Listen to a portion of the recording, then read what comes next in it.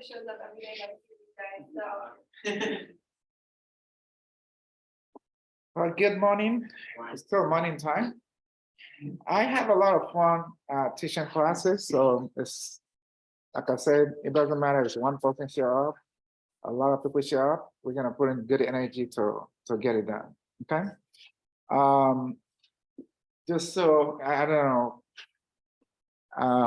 Just to tell you guys a little bit about me. I think I know a little bit about making offers because I do have a few escrows going on.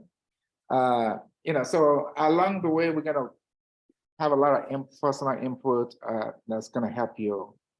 I'm just upstairs. One of my agents she's getting it now. Like, this is what you gotta do to getting it off our sister. You gotta be on people, that kind of stuff. So we can talk about that. Now, I was studying for this class. It says there was how do I do that? If I need to log into my car, because we need to review offers. Did you guys have an offer sample? You don't? Okay, so we'll see. I may just log into my car and pull up an offer, and we can just go through the contents that way. I'm gonna step out like go to. Okay. All right. Let's go. Get you to see properties is available in the market. Yeah. That'll be my second. Okay.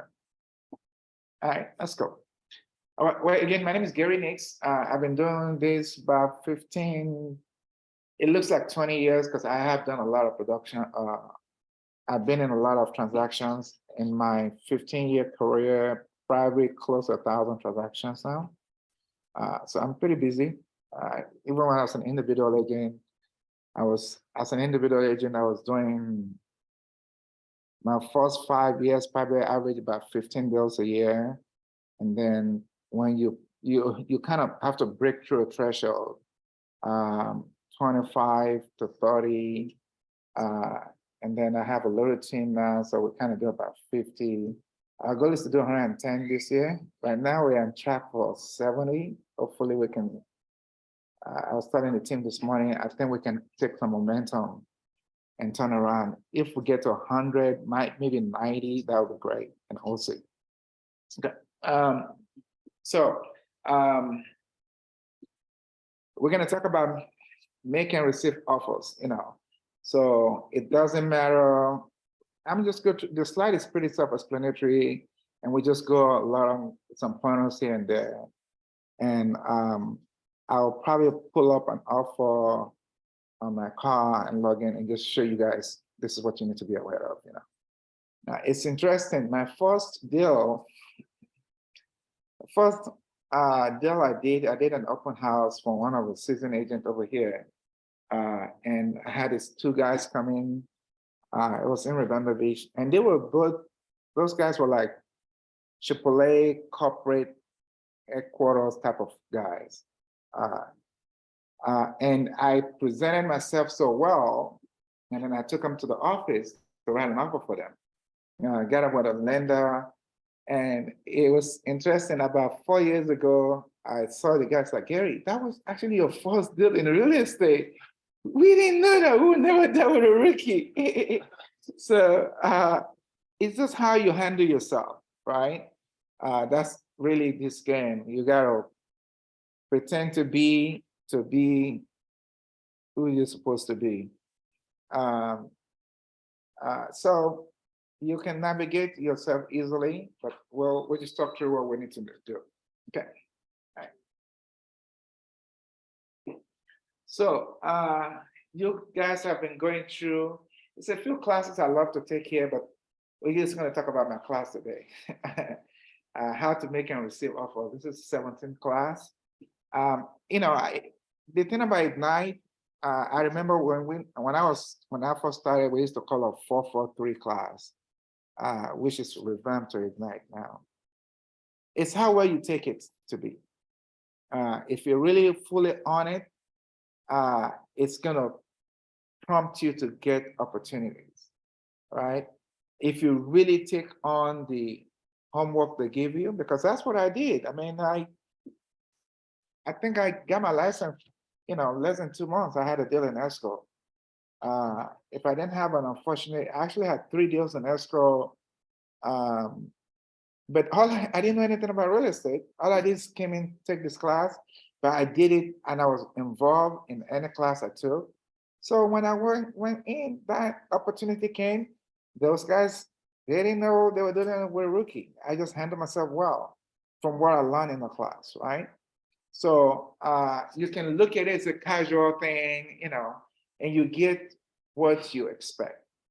Or you can put your heart into it and you really take the stuff you're hunting from it and you go put it to work. When opportunity shows up, you're ready, and you'll get that, because I've seen people come out of this class and become rookie of the year like that. And a lot of people just do journeyman thing, just casually, I need to listen to this. But in my class, you're gonna get some full facts, so if you head on, you got it. All right, so today, again, and I love this because part of this class is knowing who you're working with, the company you're working for. Unfortunately, most people, they don't know Keller Williams beyond the office. I've been blessed enough to be a family reunion. The two major events we have every year is family reunion, which goes from state to state, usually around 5 or 6 different states that it travels around. And then mega camp, which is always in Austin, Texas.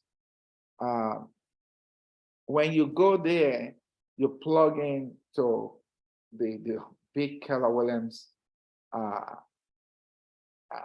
this Y-Force C2s. You know what Keller Williams is all about. You really get in the spirit of Keller Williams, the energy too is off the chain. So, but this is it's a cultural company. It's I don't know what connects you guys to this company. I love the God, the family, and the business model of it, right? And all of this is created from this belief system, right? So let's just go through that, so I'm not just the one talking here. First one, you read that? Win-win or no deal. Okay, so let's talk about it. What does that mean to you? Give it all 1%. Win-win or no deal? It's not talking about giving 100%. Let's try that again. What does it mean from what you guys just read? Win-win or no deal?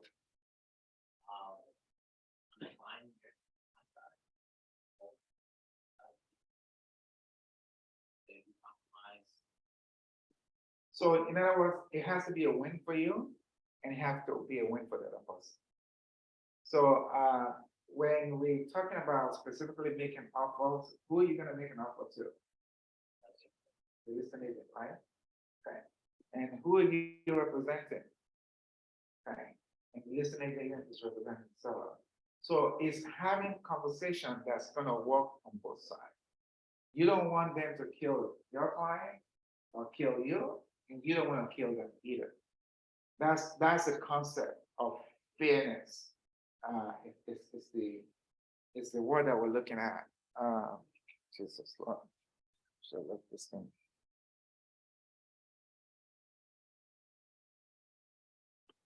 So that's a big thing, big part of who we are with KW. Wherever you're dealing with, so we're gonna talk about offers, we're gonna talk about different situations. I'm gonna lend hand to you guys based on some experiences I've had. And just keep that in concept that, okay, is it a win for this other person? Especially if you're dealing with a buyer, where, you have a fiduciary responsibility to the buyer. But, if you're thinking on their behalf or you're talking on their behalf, you always want to keep that is this fair to my buyer? Can you walk away from it and say, one of my agents was telling me like, okay, we deal with these buyers that's so tough, blah, blah, blah. And, you know, like maybe we should just dump them. I said, well, you could do that. You have no business, right? Or when you're helping people, does it make you feel good that you're helping them at the very best? So if you help them to the very best and it doesn't work out, that's okay. But you put in the good work to help them achieve, their purpose. All right, so let's go to the next one. Okay, does that feel like it's pretty self-explanatory? Right, that you always do the right thing. It doesn't matter what it is. And again, we're gonna come and talk about the different dynamics that happen on different occasions. I'm a big believer in share. When you share stories, that's how you can connect. And that's, you're gonna find yourself, because real estate is just, every transaction is different. You know, that's where you guys gonna pick up stuff from and be able to run with. All right, so let's kind of run through the rest. All right. Let me just, since I only got two of you guys, can I just get your first name? Yeah, Blake. Blake? Joshua. Joshua. Okay, I'm Gary. You guys get that right. Okay. So Blake, give me the next one. Customers always come first. Okay. I don't know about that one, but I think it just means that you keep them in at mind, right? So sometimes you have to try your customer right, right information too. Yeah. Which to me is still part of integrity, doing the right thing. It comes first if they've been unreasonable. Yeah, look, you've been unreasonable. You're asking, I have so many deals I can give to you guys, but I want to come to that. Okay, all right. Josh? Commitment. Okay. So now that goes to what you said in the beginning, right? That you're putting 100%, right? You put your truest into, the helping of people. We need to remember real estate, even though it's our job, most people, the biggest investment they buy is a house, right? Especially if you're dealing with first-time buyers, right? They never had anything like that. Even if you have AMG, Mercedes, whatever, it's still not like a house, right? So their biggest investment is a home. So it's just good for us to be mindful of that. All right, next. Communication, seek first to understand. What does that mean to you? So without like jumping to conclusions, you really want to understand like the underlying reason why you're applying or seller, like their main motivation for doing so. And make sure and then also like, I guess, as you're going through the process, always keeping them informed of like any hiccups that may happen or anything, just keeping them informed so that they're not thrown off or disappointed. Now, let me just ask you guys a question. If you are talking all the time, will you know what the other person have to say? No. Okay. So that's a big thing with a lot of us realtors. We love to talk, right? Which is good, but there are times you need to be quiet and hear what the other person have to say. So, I mean, you could have looked at two different houses, and now you look at this other house, you're like, wow, this is a great house. Well, hear what they have to say about it first, right? Yeah. Because what you think is great may not be what they think is great. They may, you may be thinking, oh, look at this house, it's got this huge backyard, and they don't care about the backyard. It's just, you got to find out what they have to say. That's how you can really get you can understand them better. You give them information, but also take a pause every now and then to hear what they have to say. Hi, what's your name? Rochelle.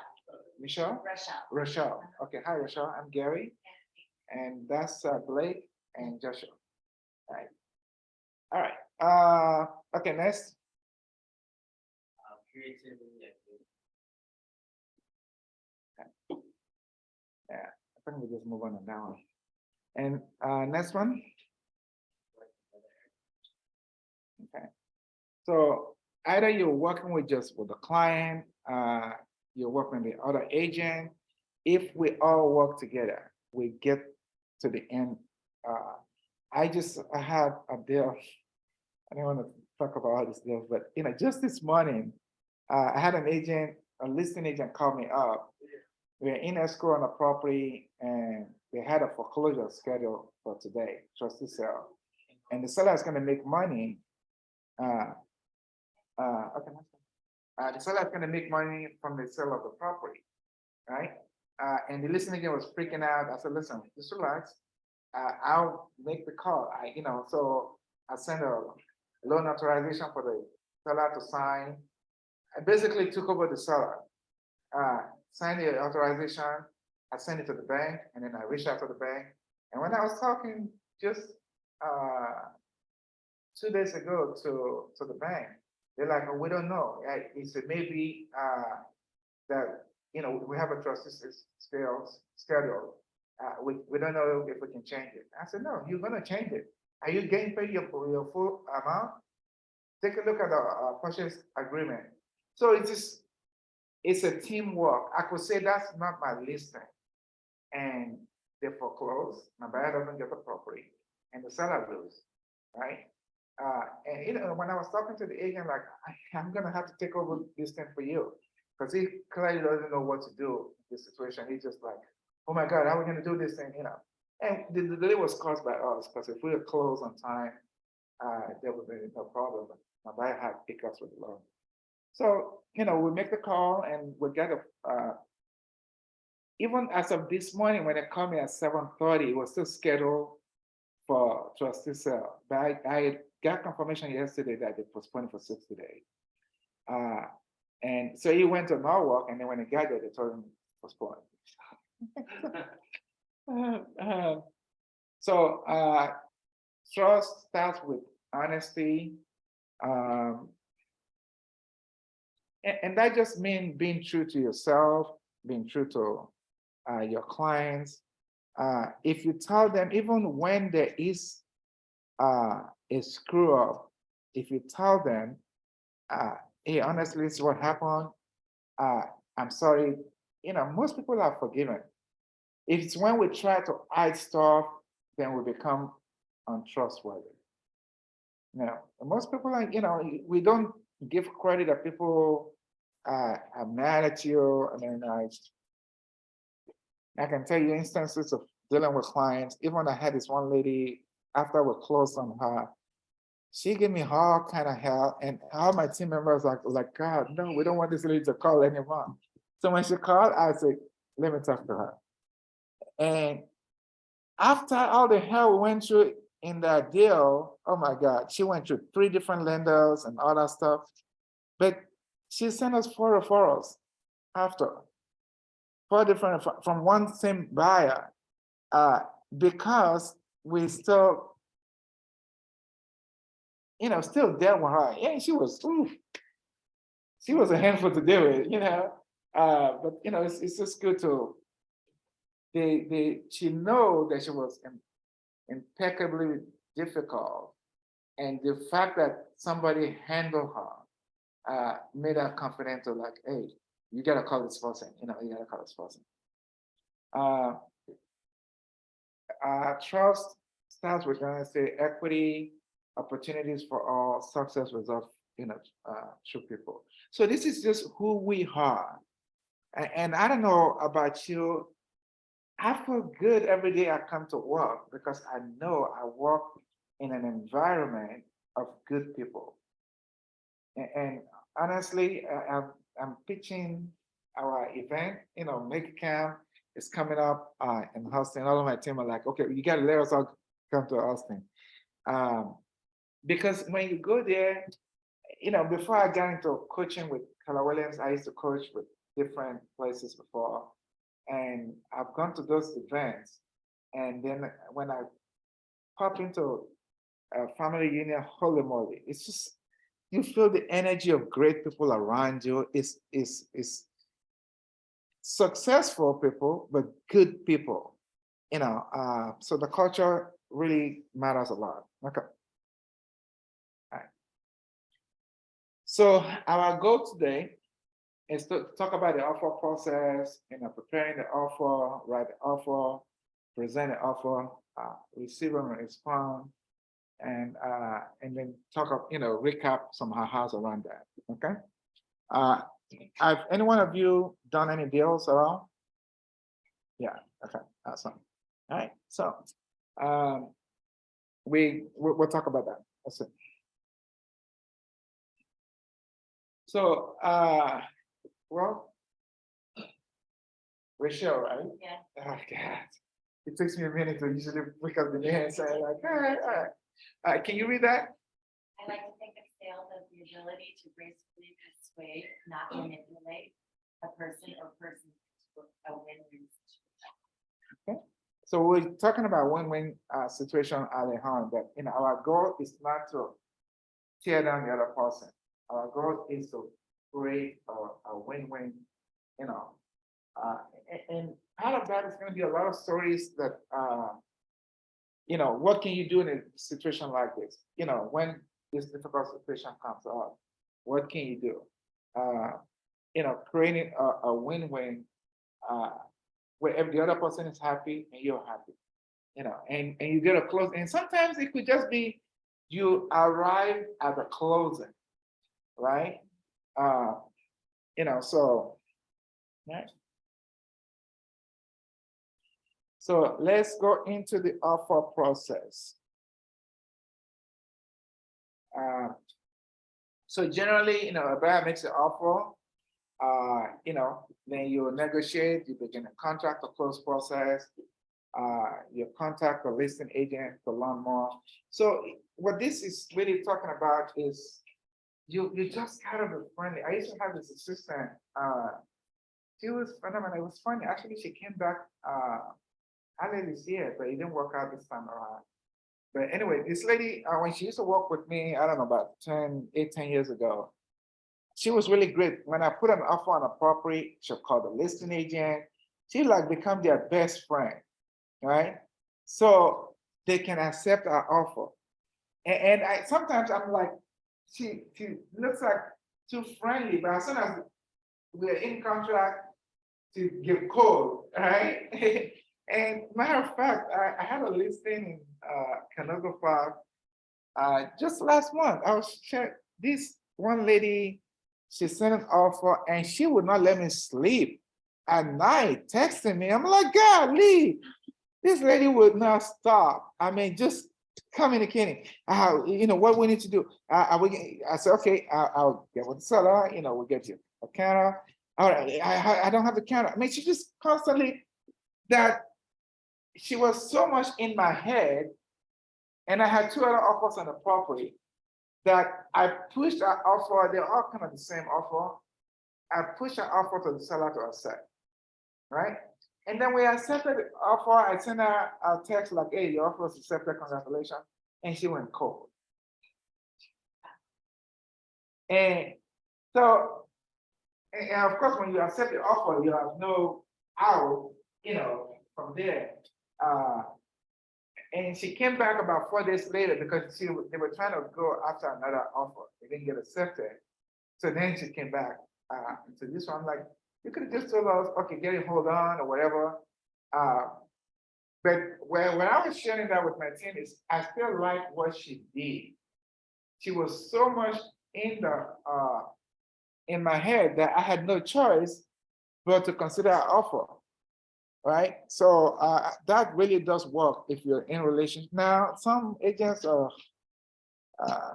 they are tough to be in a relationship with. They're cold, you can answer their phone, blah blah, but if you're still communicating with them, email, text, whatever you can do, because some of them will lift a no, do not call, blah blah,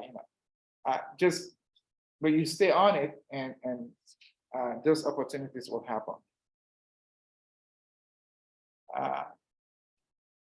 So when you make the offer, the seller respond in one of three ways, carry the offer, accept the offer, or reject the offer. Unfortunately, in our world, you just don't get any response at all sometimes. So don't get all caught up with that. It is what it is, just move on. Because I know even myself, when you're super busy, you don't have time to respond to everybody. All right, so any ahas on that so far? I think we're gonna move fast on this class. This is good. Yeah. You just want to be available where you can, like, whatever is feasible so that your client trusts you. Okay. I think their communication. So the more you communicate, good and bad, just be upfront with people. They feel once they. I think sometimes people don't understand. There's some languages that we don't speak that still come true to the other person. Where they feel your trust, they feel your commitment to them, right? And it gets them to trust you more and more, right? So. Okay, so now we're about preparing the offer. So we're talking about the offer process. Now we're gonna go into preparing the offer.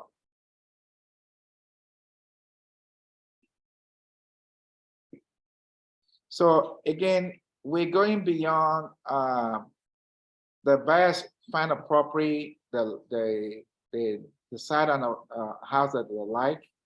And so now we're gonna talk about what we need to do to make the right kind of offer for them. So first of all, I mean, these are really key things, right? You want to make sure the property is still available, right?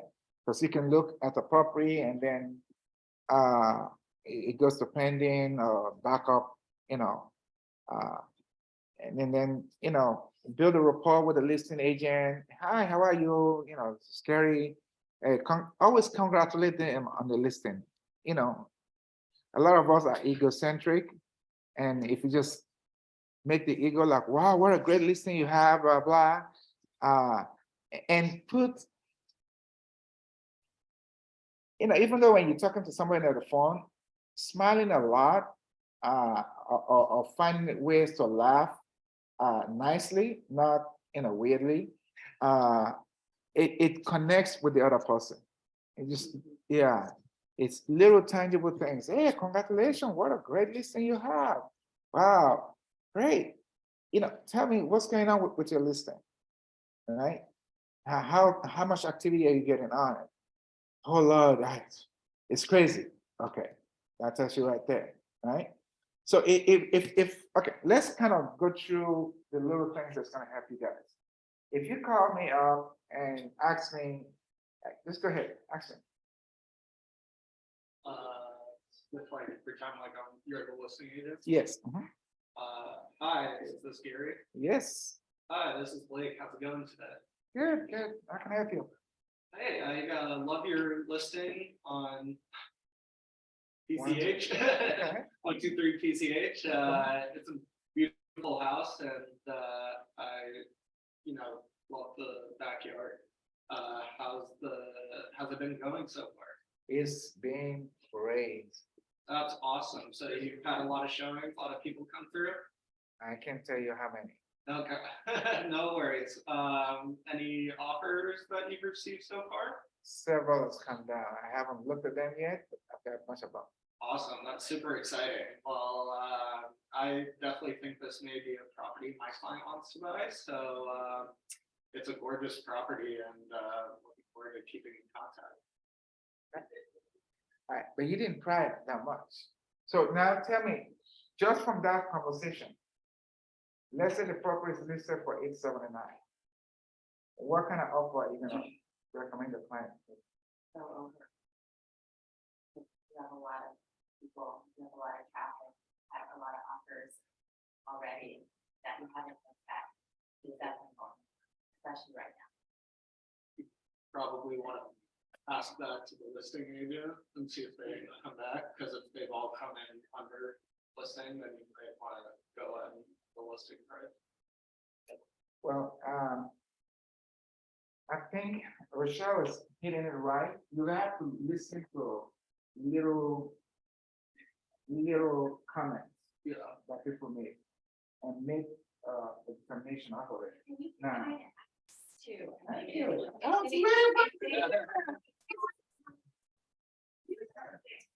They're not supposed to, but that doesn't mean you can't ask. You do have to listen to keywords. Yeah. That's exactly what I'm talking. I was really, when I'm telling you crazy, you just ain't gonna go write an offer. You're gonna go write probably the wrong offer, Yeah, okay? You have to know what you're dealing with. Yeah. Right? Crazy, great. You have, offers on it. Can you tell me, are you listening?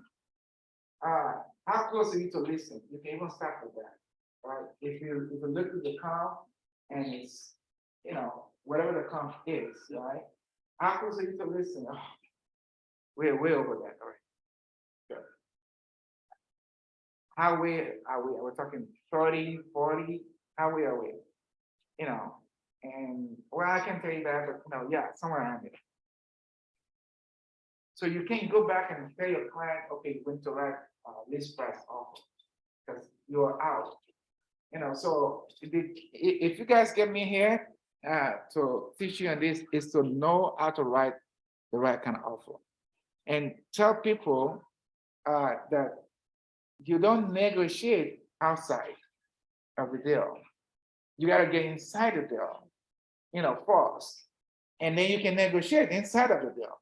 There will be opportunities to do that, but outside you're already done.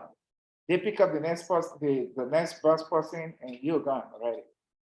So, of course, you also want to check the temperature of your client, how much they like the property. If it's a so-so property for them, then you're not making aggressive offers for them, or at least you're not recommending that they go aggressive. But if it's a property they love, then you want to advise them right, like, okay, based on the fact that you guys love this property, because I'll show you 3 properties, you say you love this one, right? And they have activities in there and they have offers in there. It tells us that you should make a really, really reasonable offer. And then let them tell you, okay, what are you thinking? Well, you can go back to your comps and say, hey, a property like this sold for $969, but they have it for $879. And I'm looking at that one, so within 3 days, and this just came out today. I don't want us to always think everything is high, because there's times when you can make up for even below. We just gotta buy an escrow on a property and get in at least of 750. Made enough on 690 here, so that's it.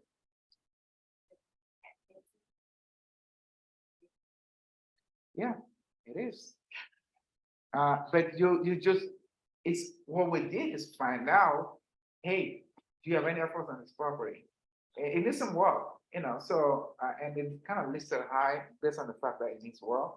They listed like it was a regular looking property. Yeah, so, and, she said, no, and we have people looking at it and they're gonna offer. So, well, it needs, your price is great if the house is fully fixed up. But I see like $60,000 going into this house. And she's like, well, make the rest offer. I said, all right, well, we're gonna take that 60 off and start there. And we made up for 690 and accepted it. So it's not, but if I didn't ask that, I'll probably make an offer on 735 or something like that. Right? So on the other hand, one that was 750, the same client made an offer for 770 on that one. Because the agent told me, actually, I know she actually used to work here too. Told me like, Gary, I've been in escrow twice on this property. I saw us a man, we're in escrow for 770. I said, okay, 770, we're in escrow twice, it fell off. What if we just go a little bit below that? So, well, send it. We send him on 760. the counterhouse for best and final was still at 760 and they accepted it. So it's just knowing, and if you can get around to it, you're usually not gonna get any listener to answer your question, or, about sellers' motivation needs. If they want to receive, that kind of, just whatever you can get out of that person is really what you, That's a personable conversation, yeah. I think. And being smooth about it, not being, like- yeah. Hey, what do you get? Yeah, Quick, they hang up on you. yeah. So and then again, we kind of talk about this thing, the whole notes on the just in conversation. Okay, let's move on. It's kind of preparing to write it offer. All right. Any hands on that? Yeah. And I think that.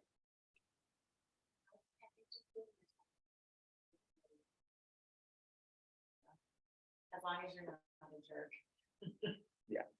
So you came in at the tail end. That's why I really spent time on the Y4C2s. Win-win or no deal, integrity matters, be all that kind of person. Yeah. If you're all that kind of person and you get into the activity, it's smooth. Yeah. It really is smooth. So that's really the key part of this. I just dealt with that. I just put in first offer. Mhm. And kind of by myself. Mhm. I'm on a team, but we got outbid and we almost had it, and then somebody came in and it offered 40 grand over, within a couple of hours. Damn. And I was like, oh no. But it was, I had great communication with the Yeah. listing agent, and we went back and forth, and I'll keep in contact with them anyway, because I think they do a lot of stuff in the area that my clients like, so I'll check with them. Yeah, it's just that. Now, again, some agents, they won't talk to you, so it's tough. Yeah, When they don't, so that's where we can probably mastermind, like, okay, if you have an agent that's not communicating, you call them up, they ain't answering the phone. They'll say, send your offer, yeah, right? So now you have to kind of, if you get to the property, what do you see there that tells you something different, right? What are the things you can see? If you get there and you see a bunch of business cards, okay, or when you're walking in, somebody else is working out, somebody else is waiting for you, it tells you the temperature of that Right, business, right. right? But if you get in there, it's, crickets, and nothing is happening and it's not 9 days on the market. All right, so now you can go make your, look at the comps and see if the property is right on or not. So some agents, a lot of people are pricing their property right, but some people are not, right? And sometimes they price it right, but they write all these other issues that's covering it. You just be aware of that, so. Okay.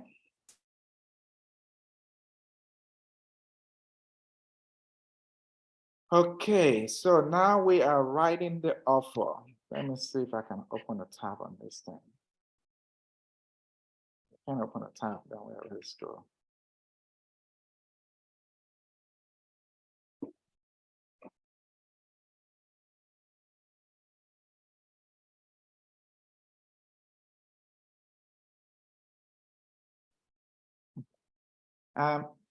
So you have not written an offer before, right? I just started last Monday. Okay, all right. So I really think it's important for you to see something.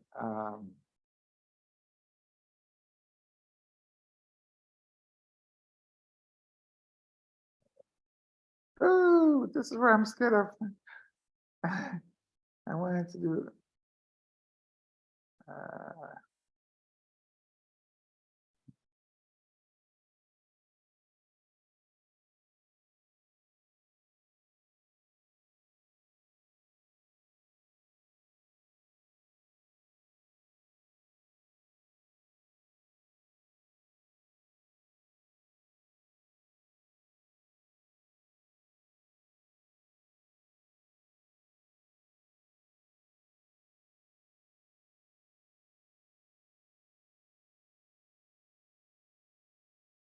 Okay, I'm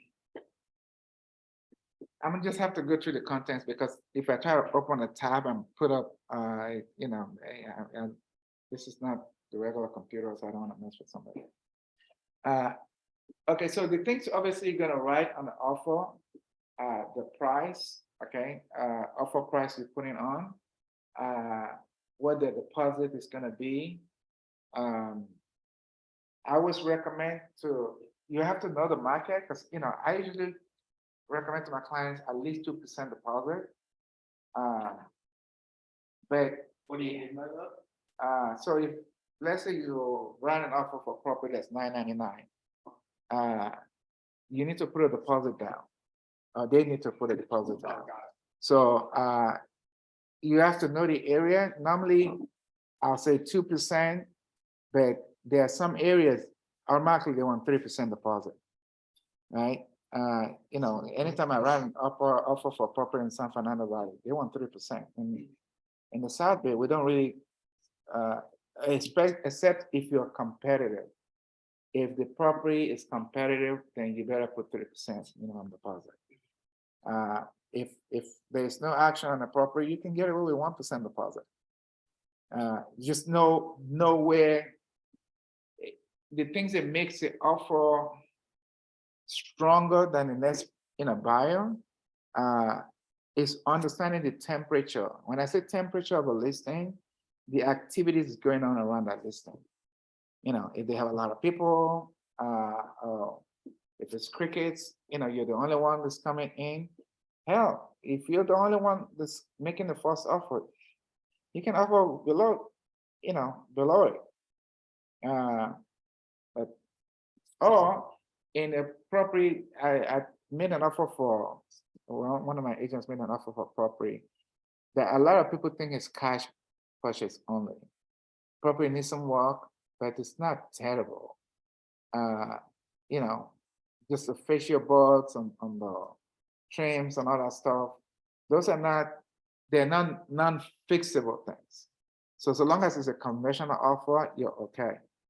But the listing agent say prefer cash offer and hard money only.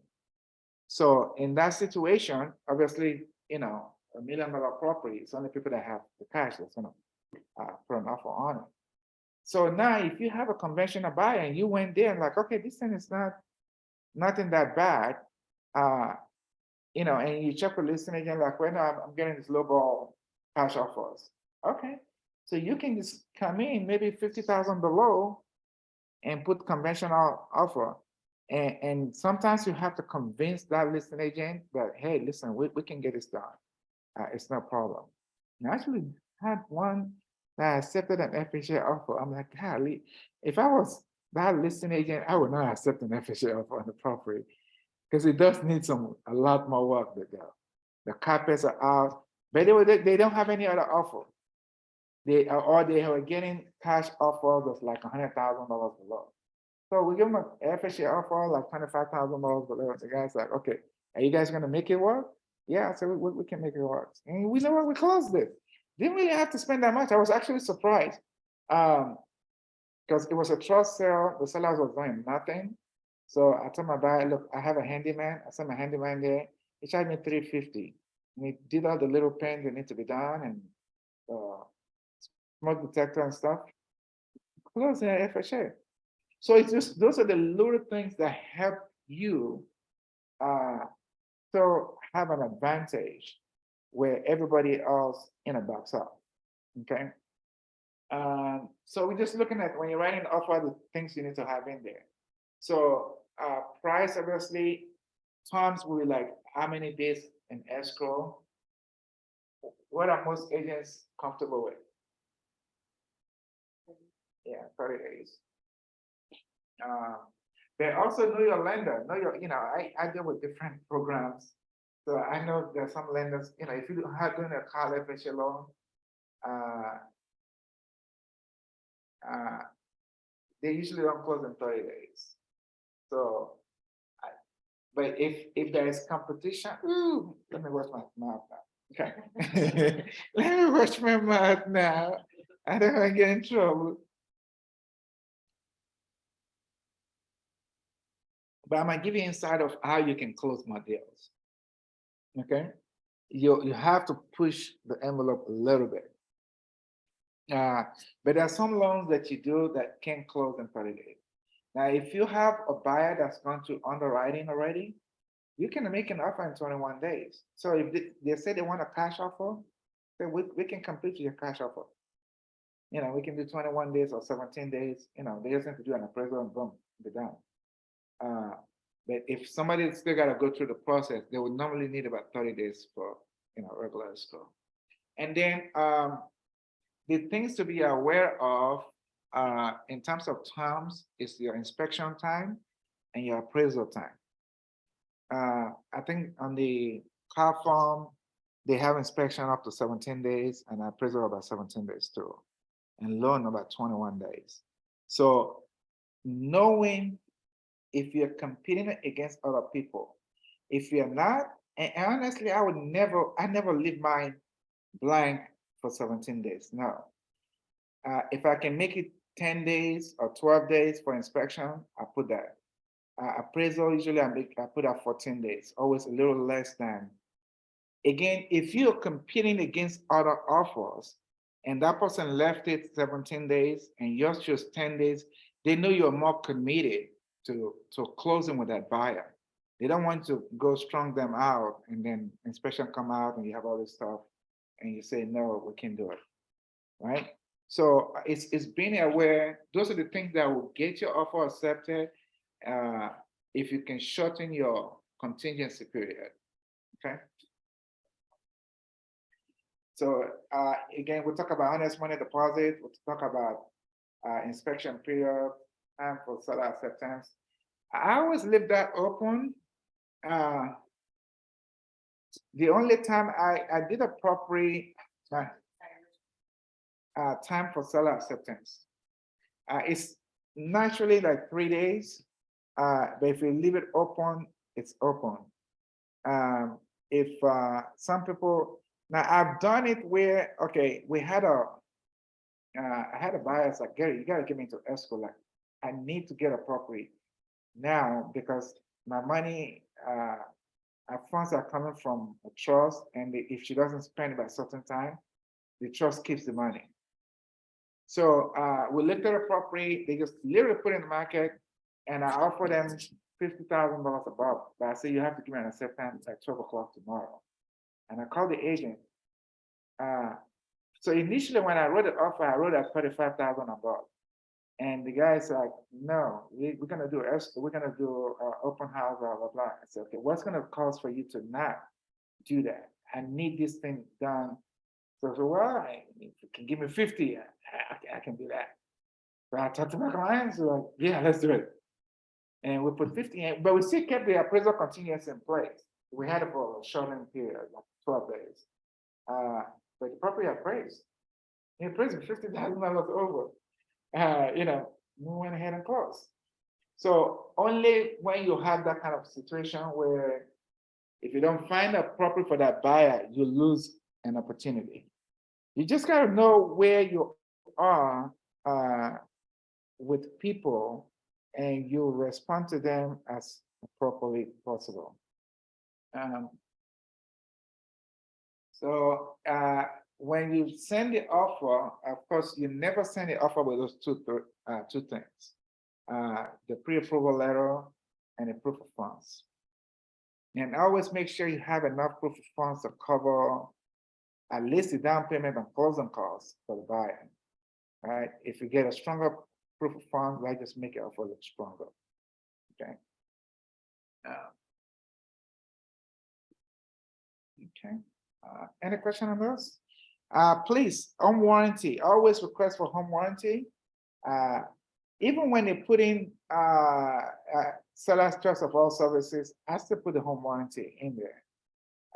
Just because everything is about relationship, and you know, we have a lot of home warranty vendors that come here that if you put their company name down and their individual name,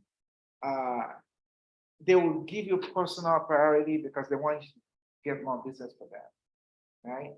And you know, so if something happens later on, the client move in, if you don't know the home warranty person, you can kiss anything being done goodbye. But if you know that person, and you send them not just one deal, few more deals, they will go customer service upon the line to help your client. And you will look like a hero because you did that, so. Any questions? How did they get paid on the deal? Yeah, Warranty I want deal? to, yeah, they get paid at the closing. Yeah, so, I mean, I don't know what their cost is or whatnot. but Yeah. It's an insurance, Got it. right? So. And always make sure to put a price. You see the brochures for all the vendors here. They're all about the same. Single family is $550. If it's a condo, it's about $4 something. If it's got a pool, you probably like $800. It's a little bit more for full coverage.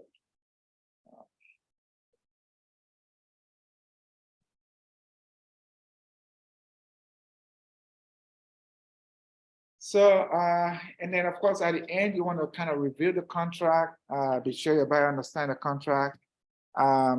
Honestly, what are the key things that a buyer needs to know about a contract?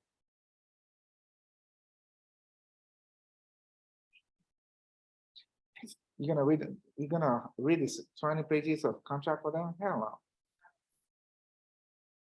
What are the key things? That's what I'm trying to, what I want you guys to recognize, what are the key things you need to tell your client? This is what your offer is about, right? If you give me 3 key things that they need to know. Price. Okay, When it closes. okay. The process.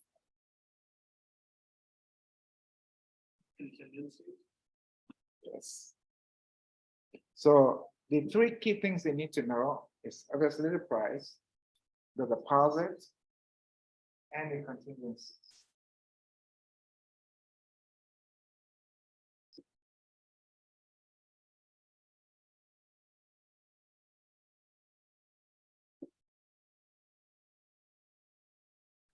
And what's the first thing that happens when the offer gets accepted?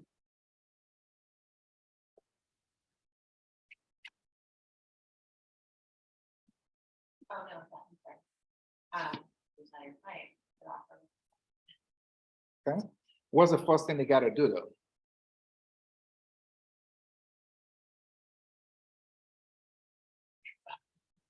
And the deposit. Thank you. Well, this is how I want to jog you guys' memory into knowing what you gotta do. Okay, your offer got accepted, great. The first thing we gotta do, wire the deposit. They're gonna send you wiring instruction and wire the deposit. You got within next 3 days. I like to do it, within the next 24 hours. Okay. You wire the deposit, you'll want to make sure you get. Oh, maybe getting ahead of myself here. Hold on.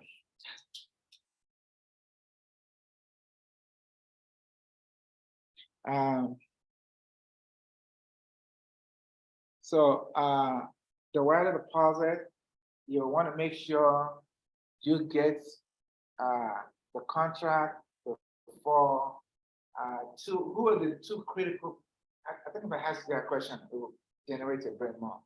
Who are the 2 critical people you need to get the accepted offer to? Huh? Lender. Yes. And your client don't really care once the offer get accepted. When you get it to them, you let them know about it, obviously. There you go. Nice, nice. Okay. So you want to get it to the lender and you want to get it to, if you're not, and I probably won't recommend it you do your own transaction coordinating. I mean, you want to know what's going on, but that's not where you put your mind to. The $400 you're going to pay for transaction coordinating. It's once you elevating that trouble. So, all right.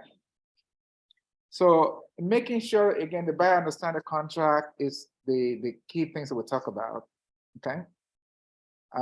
You want to review the details like price, closing date, inspection contingencies, and any conveyances. know what is essential in your area. So now let's talk about the area. In what area do you need to do city inspections? Okay. LA does the 9A report. It's not really an inspection, it's a report. But there are some cities that actually do inspections. Close by, thank God Carson stopped doing it. I used to be a hell. But Gardena still does city inspections.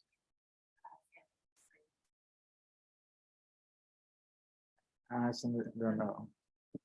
But no, they don't, because I did close a triplex over there. So it's somewhere over there. Okay. Okay, so I know Compton does. And Compton make you repair literally everything too. They're a little tougher. Now, if they do an inspection and like something's not up to code, do they need to hear it? Are you talking about the city? Yeah. Well, it depends on the city.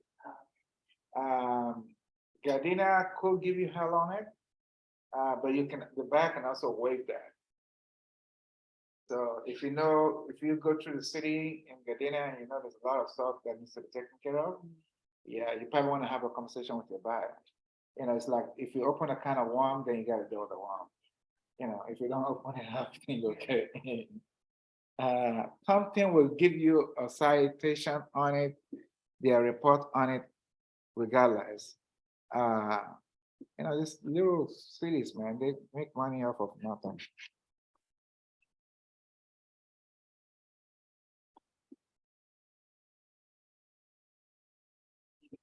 So, you know, you can manage this thing very well. Like I said, you know, first deal I did, I didn't know what I was doing, but just if you play the game right, you know, and what you don't know, find out from somebody. If your client asks you, again, that's why we spend a few minutes on the Y4C tools, right? It's just doing things right. It's okay. And Keller Williams is like, it's a book. The whole company is a book. Anywhere you ask information, you're gonna get it. You may get somebody that's busy at one time, you get somebody else that's gonna give you $100, you know, what you're asking. It's really a great place to be. Because it starts from the top, you know, it flows from the top like that. And offices are different, but you know, that's why I don't really plug to the offices, I plug to the national. All right, we're moving forward. Okay. Any eyes on this? So even though, I mean, I would have loved to share a purchase agreement, but you guys can take that class. But just know this content part, right? How many days you put in it? If you have a buyer that's already gone through underwriting with your lender, that means you can make a shorter escrow. Okay, so do you guys know the difference between a pre-qual and pre-approval?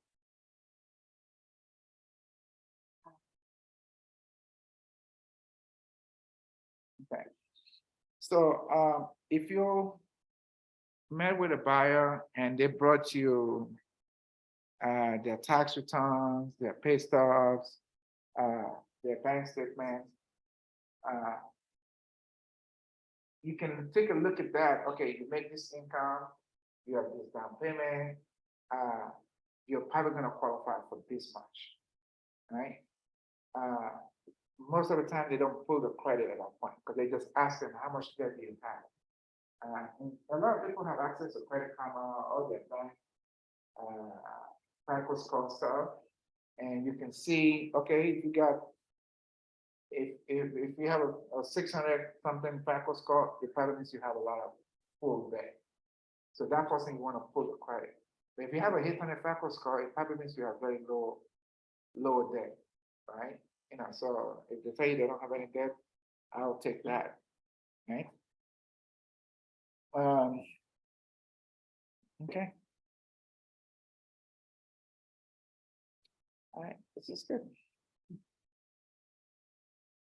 Okay, so now we are about presenting the offer. So we're kind of moving pretty, this is gonna be done in an hour and a half. Nice. So we understand how to prepare the offer, what we're looking for to writing the offer. And now it's about presenting the offer. And you know, part of our job is to be a salesman. And being a salesman, what do? Go to a Nordstrom's. Are they telling you about how good this product is, or try this product, how well it works? Well, we're like that too, right? Just a bigger ticket item that we're selling, right? So selling your client is on you, right?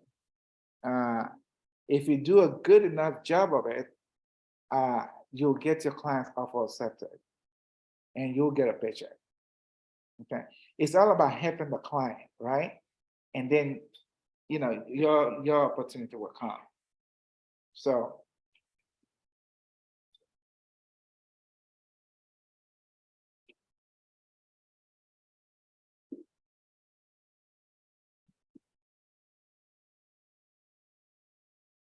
Okay, so let's go through the checklist. Let's just talk about that. I don't know about all this checklist. So the key thing is communication. Okay. When you prepare the offer, again, you know, when you send an offer, what are the things you have to send along with the offer? All like predictable.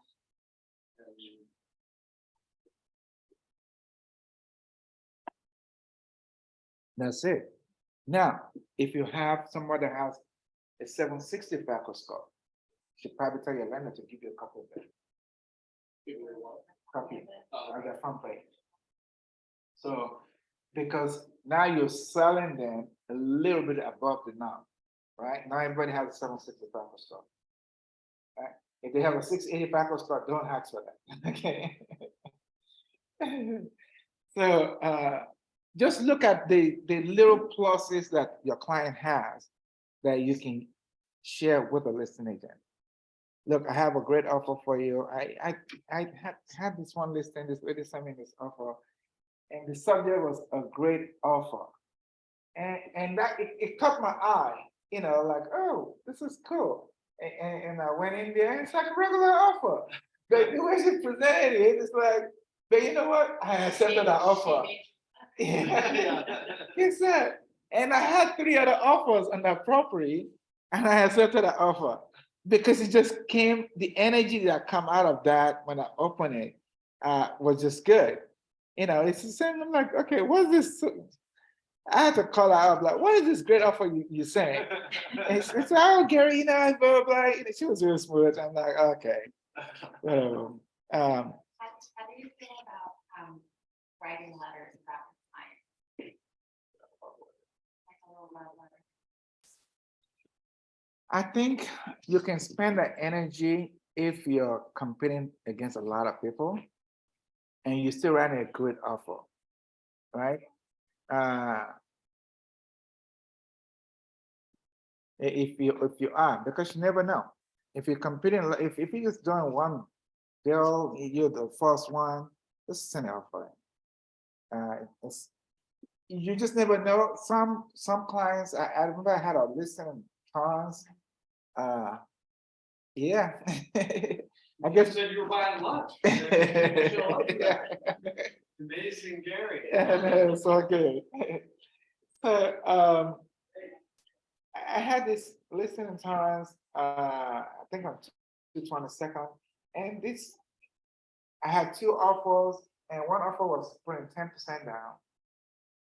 I think they were both at list price, or maybe this other one was even like $5,000 below the other one. But she wrote this letter about, I used to live in this area, you know, my parents live here, blah, blah. So I sent it to the seller. And lo and behold, they wanted to accept the lower offer. I said, are you kidding me? You got, this is a really solid buyer here. oh, we read a letter for that girl, and uh, they could have counted the other person. It could have probably come up a little bit higher because he had his proof of funds was like almost 120,000. This guy barely had like 45,000 in the account, and they accepted it. They said we're gonna. All right, okay. So, but that's like really the only time that letter works. With me, at least with my sellers. And most people don't do that. But again, if you're competing against a bunch of people, it's good to put personal. I had a client like I actually told her, I said, you know what, it may be good for you to write off on this one because I sold a property and I need to find a replacement property, and she wants this particular community. But when we went there, Lord Jesus, it was a lot of people, you know, and yeah, that was a tough one. But I got her the property. She put in the letter and she put $100,000 above list price on the property. But I didn't release. So what I put in there, I'm like, okay, $100,000 will go 25,000 over appraised price if it doesn't appraise, right? So I went into escrow, just giving you guys some sense of what you have to deal with sometimes, because you have to represent your client as well as you can. She's like, Gary, you're not gonna put me on the street. Me and my family, you're gonna put me in this property. I don't care what it costs, right? So I'm like, okay. So we put the offer, and they looked at our offer. I think our offer was probably like 20,000 above the next person. And she was bold enough to even kind of ask for best and final. I'm like, are you crazy? Yeah, freaking 100,000. I'm talking the 800,000 price point. So she's like, okay, we need to do something. I said, no, we don't need to do anything. We just need to stay where we are. I gotta get this thing. I said, stay where you are. Because the agents already told me, yeah, but the seller wants to get the best. I don't know if anybody else is gonna come up. So they end up accepting our offer. And then we did appraisal, and appraisal came in $100,000 low. Now, the property I sold for her, she was taking like 350 out of it. But you're not gonna punch the whole thing out.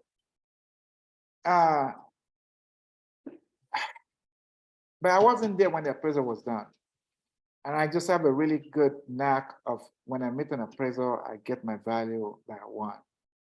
Again, it's not that you impose yourself on people, it's just friendly and you show them, comes that you want them to see, right? So, but this lady was like, no, I'm gonna pay. Because the seller is like, hey, yeah, if you guys are not gonna move on, we're gonna move to our next buyer. I said, no, you're not gonna move on. So you know what, here's the thing, I'm gonna pay for your second appraisal. We're gonna get a new appraisal. And this time I call the listing agent, you gotta call me to come meet with the appraisal, okay?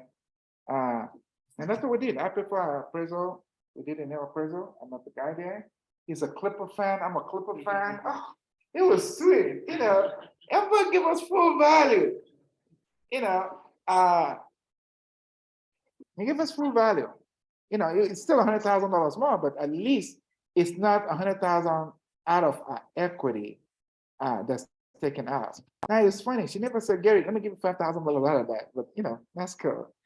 I actually paid for that second appraisal. It was like $700 appraisal. I paid for it. But just knowing, and there was a comp to match that. It was, the appraiser could have said, no, I'm not going to give you that comp. Actually, I was thinking it's going to give me $25,000 below. But again, because you were not imposing yourself, Umbre made it work. Give us the appraised value. Anyway, I think we're going beyond. Let's then presenting our offer. So now you want to email the offer to the agent, right? And making sure you have all your stuff in there. And the little nuances that you do that gets the offer accepted is communicating. It's if that person is, find out how they're good in communication, right? Some people, if you get somebody like me, I like to talk, right? If you send me email, I'm gonna flip through your email, but if you talk to me, you'll get something more out of it. And you just gotta know who that person is. If they text people, some people, even when you call them, they don't answer the call, but they will text you, right? So text them, where you need to keep texting them, hey, thank you so much. And you send an offer, blah, blah, thanks, oh, thank you so much. I know it's a day later on. And when you think your client's gonna look at the offer, we're really ready to get started. Just whatever you gotta do. This is where your sales, your client have done their part, right? They've done their part. They've commit to a property. They've agreed to put an offer on it. This is where we got to do our part, right? We got to do our part to convincing that listener. If they're not going to accept, they're not going to accept it, okay? But can you do a little bit more to move your needle up? Yes, you can, right? Don't send an offer and just send an offers, just send offer. Work it, to get an offer accepted. Okay. Okay. All right. Any ha-has from that?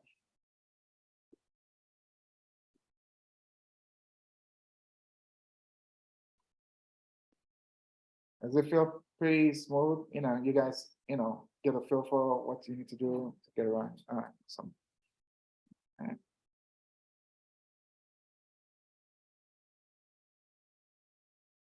Okay. Now we're gonna flip the script. Now you are the listing agent. Okay.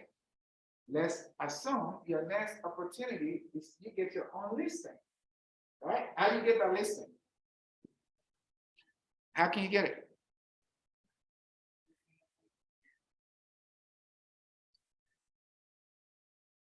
So I'm gonna kind of pry into, again, this is what I was talking to Blake Alejandro, that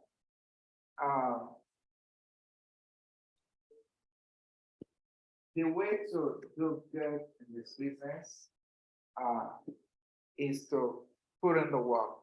You guys taking this class, I can see obviously they say it was 20 of you that started a class and everybody's doing that. What you put into things is what you get out of it, right?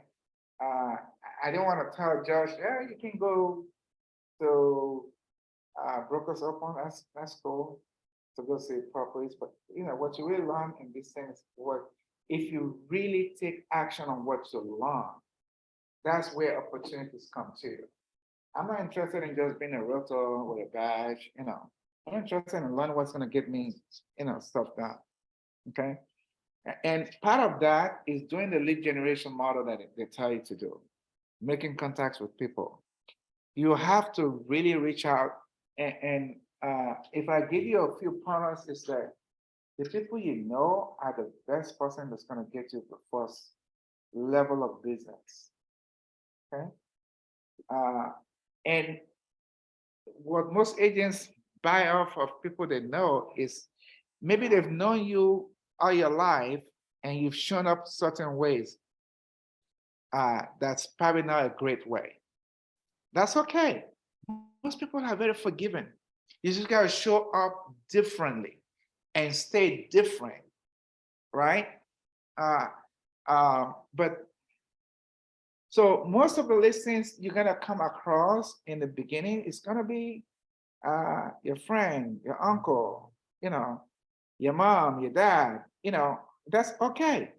It's gonna get you those opportunities and you're gonna handle representing them too. Okay.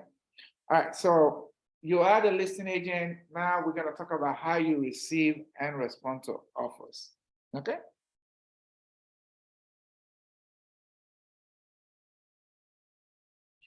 So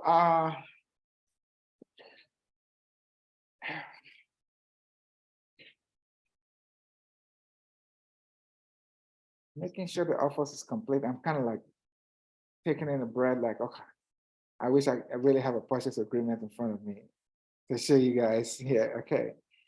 First of the thing is the representation part, right?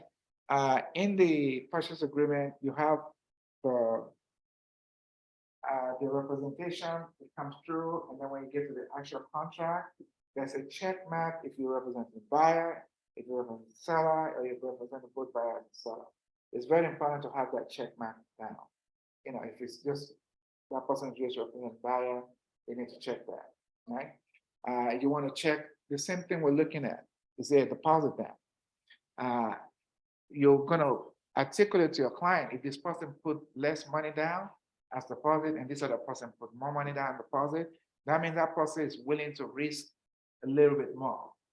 Because if they'll go sideways and they've released their contingency, you have a claim on that. And you want somebody that's putting more out there, like, we want this thing, right? So those are the things you're advising your client on. What kind of loan are they getting? Is the house or the property good for that loan? Right? You guys know the different loans, right? Okay, all right, so a conventional, of course, if you get a cash offer, there's no question about that, right? It's gonna be close. So as a listing agent, you're looking at the type of offers that come in, the strength of those offers.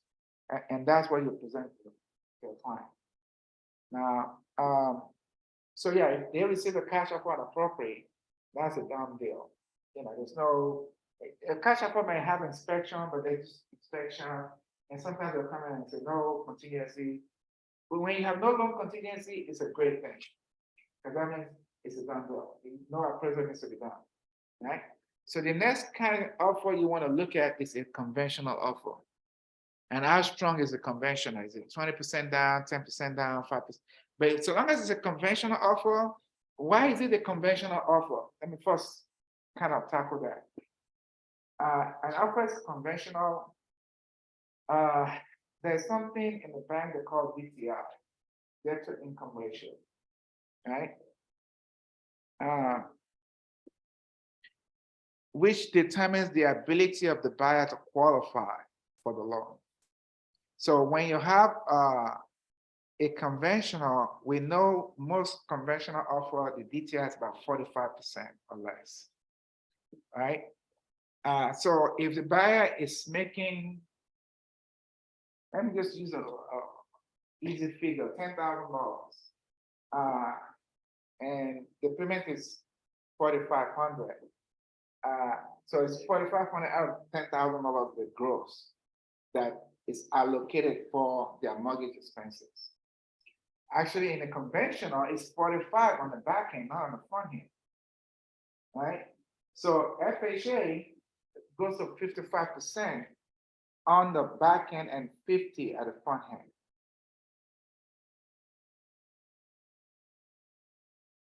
So just an easy way to say is conventional is easier to close because that buyer is not in as much debt as an FHA buyer. Yeah, it doesn't mean that buyer is more stronger than FHA because sometimes, you know, especially for business people, they buy FHA because they're not showing that much income, but they have other income. They have bigger income than what they're actually showing, right? Like if you and I were buying something, even if we make $250,000 for the year, we can easily show 80,000 because that's what we pay taxes on. You see the difference? So, but that's what you present to your seller, like, okay, this is a cash offer, it's the strongest. This conventional offer is probably going to be the next best strong because conventional requires a better FICO score, a higher down payment, all right? And then you have an FHA buyer, right? So those are the terms you want to, you know, communicate to your seller in deciding on. So you can create an executive summary, you know, so if you have, I believe in Command. Now, first of all, we have a beautiful thing called Command. You guys got to get friendly with that. It's really, I'm not computer literate myself. I mean, I'm not going to say I'm computer. I'm not that bad, but I don't have time to hunt a computer to figure a lot of stuff out. So I've always alluded to paying somebody to do it for me. But if you show me what to do, I know what to do. But Command, I mean, I just got a new guy that's in our team right now that's like technology really good. I mean, this guy look at command and one day say, "Oh, I can put everything we're doing together and do something." Like, okay, this is the way it's supposed to be. Everybody else has been scared, like, "Oh, it's too much. I can't do it. It's too much." They always want to go somewhere else, you know. So, command is really good for that. Um, so, and then once you get a summary, you get the strength of the buyer, and it doesn't hurt for you to call the lender that's approved that the buyer submit a pre-approval way. And just call the lender and just say, hey, two things you want to know. Hey, how good is this client? What's their DTI? Because they won't put that in the pre-approval letter. But you can ask them, what's the DTI for the buyer? And if it's an FHA, it's okay. But it's, you know, sometimes it can be an FHA loan, but their DTI is like really low. You know. Now, if you don't have a whole lot of offers, you got one offer, you just got to make sure that offer is good, right? You're not trying to play around, you know. If you get one offer, it's probably going to be an FHA offer at that point, right? And then you just want to make sure, hey, is this person going to work? You know, even just talking to that lender, how timely are you? How do you communicate? Are you one of those lenders that if I call, you're not going to answer my phone? And you see them tell you, you know, I mean, it doesn't matter at that point if they're lying, but once they say something, they are kind of forced to do what they say they're going to do, right? So, but if you don't call them, you don't have that relationship to know what's going on with the loan and whatnot, you know.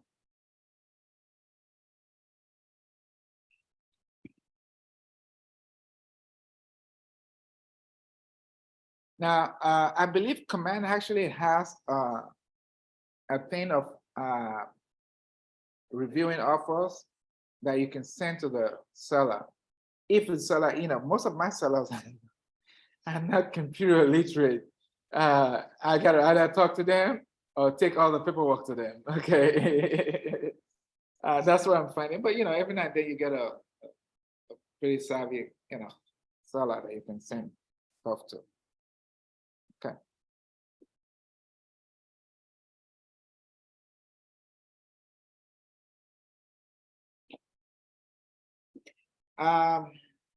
There is an app. I don't know if you guys have it. A lot of the title company that comes here, they give you their company app where you can do a seller's net sheet based on that. You know, so you know, I have the Fidelity one. You open it, you go to seller, you put sales price, the commission, boom, you give them the next sheet. That always makes the seller like comfortable, like, oh, okay. If the house is paid up, this is what your next is if you accept this offer. And then make sure you look if there's any seller credits in the offer. It's a lot of people miss that. And at the end, it's like, ooh, what do you mean I have to pay $10,000 or $12,000 to the buyer? You know, so make sure you don't miss that.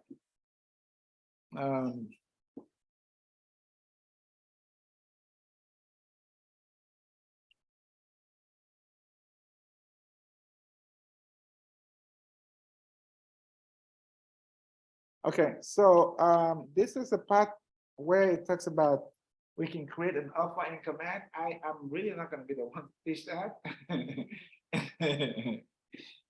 But this offer can be.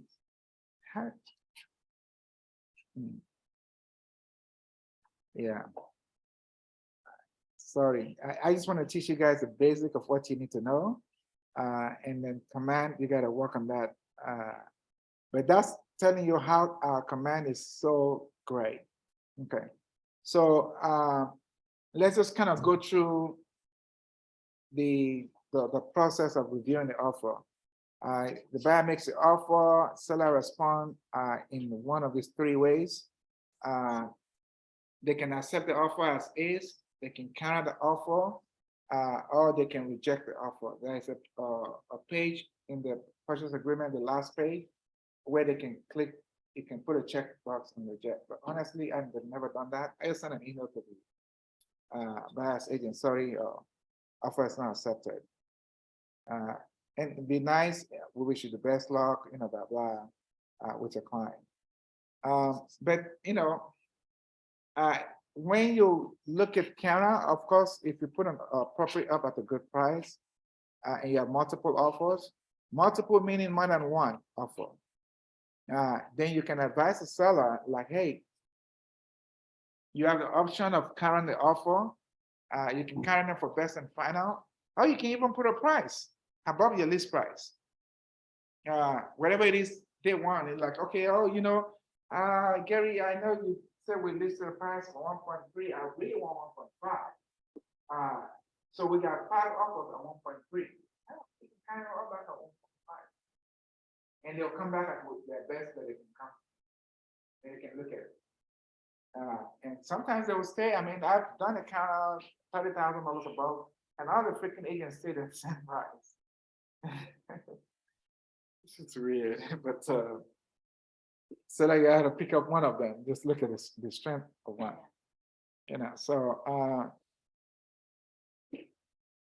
So those are the choices, and even when you're in escrow, if they send a request for repair, as a seller's agent, again, you present them to your seller, and you're gonna give them those choices. Hey, you can either ask for this, you can either say yes to the request for repair, you can say no, or your maybe would be, okay, we'll fix this, we're not gonna fix this, or we'll give you credit in fixing this stuff.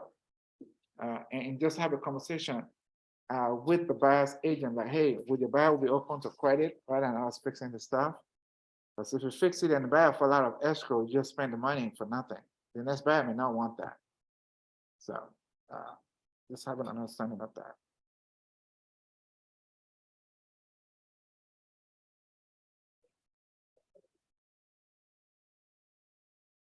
Okay, so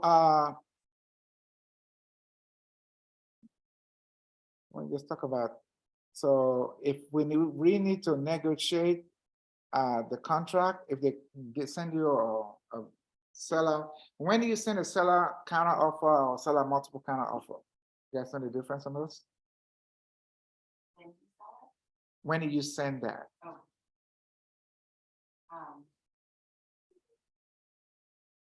Well, okay, so my point is that a seller, if you have one offer, you can still counter that one offer, but it'll just be a seller counter offer. When they accept that counter, you're in escrow, you can back out, okay? But if you have more than one offer, then you can send a seller multiple counter offer.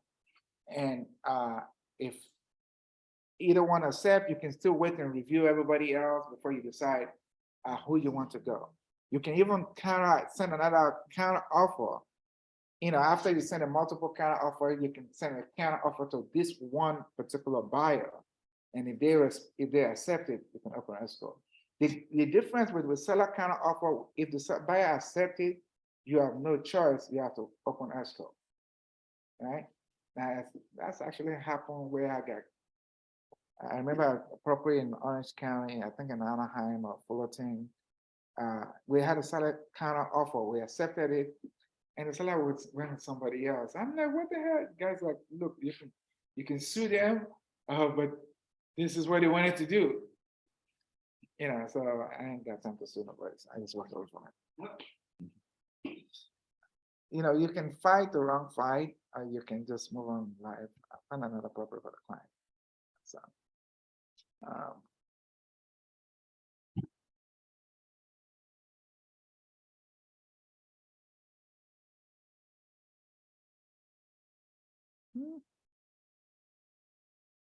think we are getting close to our end here. We didn't take any break anyway, so we're good. Any questions you guys have? I mean, as far as this process is concerned, writing offers, how to write an offer. The only thing I didn't go through, okay, you know what? Now that because I was scared of this thing here. Let me see if I can help you guys.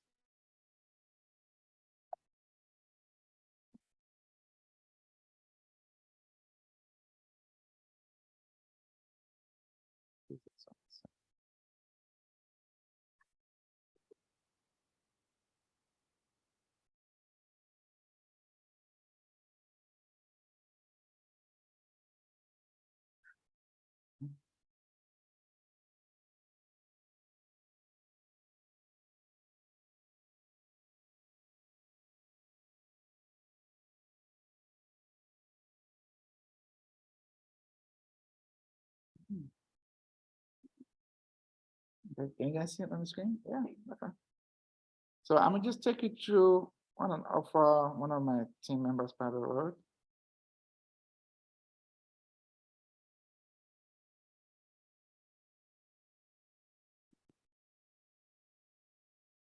I'll give you guys some little tips on how you want to, well, how I do mine. I don't know.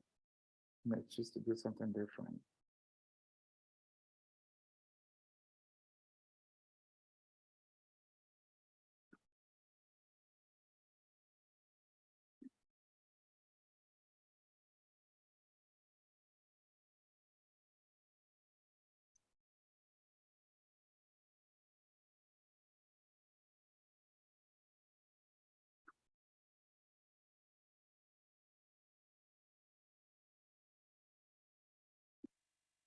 Okay, so you guys have access to the car forms, right? So if you first look on the left side, what we do with buyers, we open the file, we name the file on the buyer's name. And if you scroll down, if you see a listing address, that's gonna be because it's a listing. Why is that? A buyer, you probably gonna end up making multiple offers for them. So you're not gonna keep creating a new, thing for them. So you just create on their name, and you can go into that and do whatever you need to do. On a listing, it's just the one address that everything is gonna be at, you just put in, if you have a counter offer, you wanna put a buyer's name in there, you can do that. So let's take a look at this one here.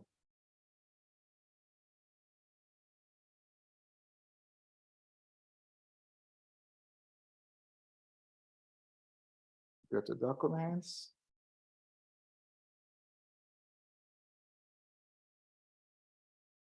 Let's put that contract. I'm still kind of old school. You have the new form editor and the old one. You guys will probably learn it with the new one, and the new one I've gone into it, I don't know what the hell. So I just kind of keep going back to the. Okay, all right. Yeah, it's the same thing, but yeah, whatever. Okay, so you're gonna check here on the left, check that you represent the buyer. And if it's a seller, obviously it's gonna be a seller. You put the buyer's name, your information, the office information, the office DRE number, your name and your DRE number. And then when you're writing the offer on the MLS, if you click on the tax, it will show you the seller's information. Always put the seller's information. Unless it's a probate sale, I probably won't advise for you to put one there, especially if it's a probate sale that needs court confirmation. That means nobody's been decided yet to be the administrator of it. So just leave that alone. But otherwise, if it's a regular sale, find the seller's information there and put it in there. And then over here, in the possible representation of buyers and seller, you want to put the listing agent information there. Their office DRE and the agent DRE. Put that in there. Then you go to the address, you put the address in there. You put the date you're writing the offer. Okay, I think she wrote this offer last night. Okay. Always put in here the APN. The APN is where I identify each parcel. Again, that's on the MLS. It will be on the right side of the MLS, APN. And this is where I was telling you to make sure you check you're representing the listing agent, is representing the seller, and you're representing the buyer. Now, if you're making an offer for an agent in this office, then you're both representing the same buyer and seller. So even though it's not you that have the listing, somebody else have the listing, but they're in this office, then it'll be a dual agency. Because when a seller takes a listing, it's not really with you, it's with your broker. You are representing your broker with that listing. You guys understand that? Okay, so this is a classic example of a 650 21-day closing. The parties rate is $20,000. That's 3.1%. That's pretty good. That's trying to get that agent to accept our offer right away. Okay. Other things particular, make sure you walk the property. Okay, so as I was telling you, on the loan, we put 14 days, appraisal 10 days, inspection 7 days. That's pretty aggressive. Now, I normally won't ask you to do that. Loan, just leave it at 21 days because most loans normally take 21 days to get an approval, to get a final approval at least. But again, this particular buyer has gone through underwritten approval, so we're able to do that.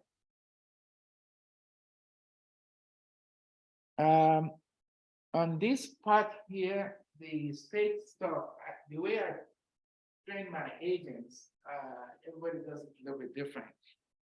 You don't kill your offer, okay? You don't kill your offer before you get in. Really be careful about that. Yeah, you're gonna be trained on the MLS and this thing like, oh yeah, you gotta do this, you do everything. You wanna get your buyer's offer accepted. So you'll see there are some check marks for city inspection rules and all that stuff. Most city that's going to require inspection, they're gonna require an inspection in order for the closing to happen, right? That's on the listing side. Now, that's not on your side. What you put in the retrofit check mark and on the city, you're not gonna, you can do the inspection when you get into ESCO and do the inspection and request for whatever you want to request for, right? But if you put in all those check marks in the beginning and somebody else is not putting in it, guess what? You're not in, the other person is in. So and then I would say, walk through the house, maybe even talk to the listing agent before you check on all this nonsense here. If this buyer wants the washer and dryer, check with the listing agent or the seller, like, hey, are you guys willing to leave that? And they'll let you know, no, we're not leaving it, we're taking it, that's ours. Don't go put it in there. Because your goal is to write an offer you don't get a counter on. You just get an acceptance on, okay? I think I opened like 60 escrows last year. I mean, we didn't close all of them, but the key thing is knowing how to get in and open the escrow, right? So this is where I was talking about, 10A government buyer retrofit. Since you all got me here, it's not everybody that's going to have me. You want to put whoever's going to do your, natural hazard disclosure. I usually circle that with all the people that I know, and I tell my agents to do the same thing. But you see the city, except for the smoke detector and carbon monoxide, you need to check that. Seller needs to do that. Because if you don't do that, the appraiser is going to request for it. And that's going to cost you about another $150 on the second round. But the retrofit stuff, unless, say don't do that. All right. And then also remember to put the, that seller pays for, oh shit, why did she put buyer? That was on the previous offer. You see, this is a little mistake we made. We had a probate that she made an offer for the same client before, and the probate said they are not going to pay for the home warranty. So I said, okay, put it on the buyer. But when she resent this new offer, she kept the same thing, forgetting to shift it to the seller. And she already sent it offer. That's $550 that we're going to have to pay. But that's not fair to give to the buyer. It's just when you're dealing with probate, you're not going to get anything. So, so those are the little nuances. If it's an FHA offer, there's a place you're supposed to check the loan type. and another form will pop up for FHA. And when you send in an FHA offer, please make sure you always put it in there. I think it's bias and FHA bias, so I'm just showing you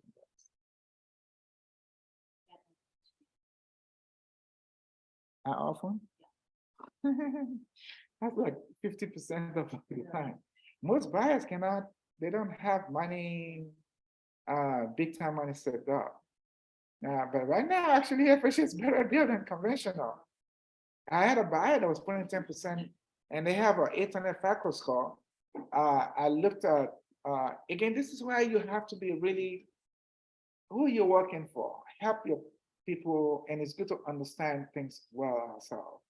So they were willing to put 10% down. They had an 800 FICO score, which is phenomenal.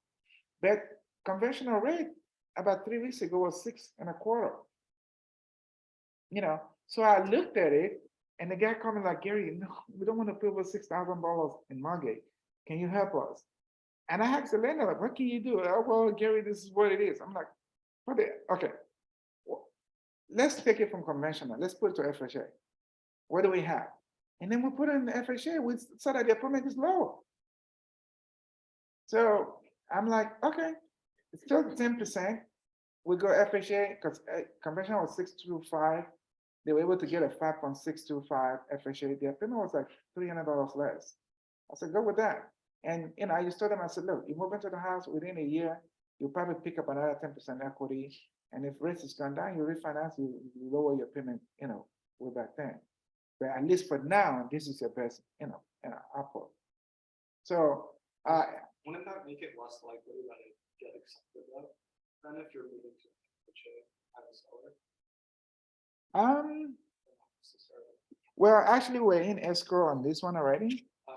We made the offer at conventional, yes, you're right. Oh, got But it. we're in escrow, and then their loan got disclosed to them and they flipped out. Oh, you can do that? Oh, yeah, you can change anything. Oh, okay. During escrow. Mhm. Wow.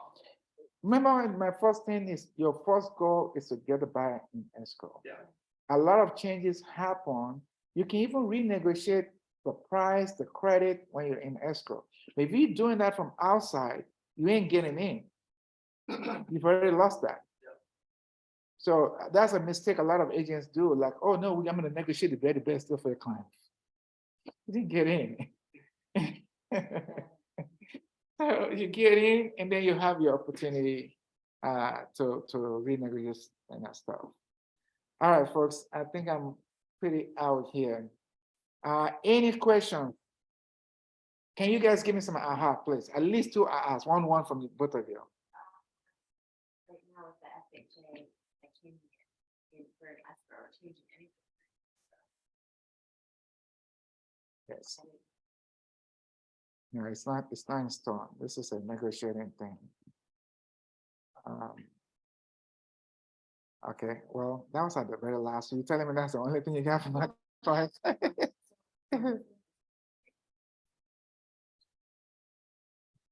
awesome. Want to be, Blake? like, super detail oriented, but at the end of the day, it's about helping clients. So really going through some of the details of the contract and make sure they're not overpaying for anything. Awesome. All right. Well, thank you all for coming. Thank you. Okay. I'm gonna just leave this for how long to do this stuff.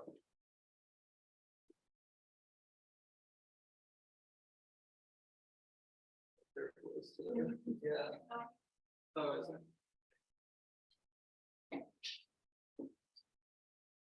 Yeah, yeah.